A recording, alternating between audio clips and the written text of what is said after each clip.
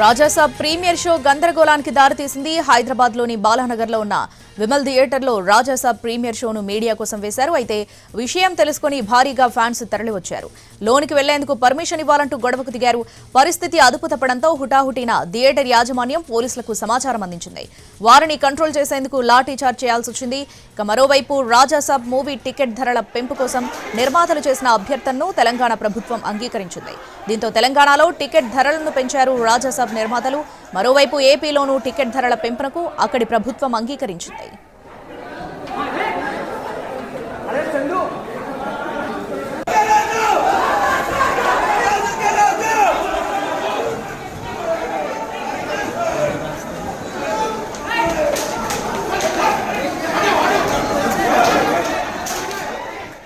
Raja Saab premiere show గందరగోళానికి దారితీసింది. హైదరాబాద్లోని బాలానగర్లో ఉన్న విమల్ థియేటర్లో రాజాసాబ్ ప్రీమియర్ షోను మీడియా కోసం వేశారు. అయితే విషయం తెలుసుకుని భారీగా ఫ్యాన్స్ తరలివచ్చారు.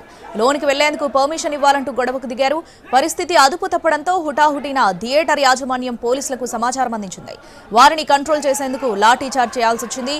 మరోవైపు రాజాసాబ్ మూవీ టికెట్ ధరల పెంపు కోసం నిర్మాతలు చేసిన అభ్యర్థనను తెలంగాణ ప్రభుత్వం అంగీకరించింది. దీంతో తెలంగాణలో టికెట్ ధరలను పెంచారు రాజాసాబ్ నిర్మాతలు.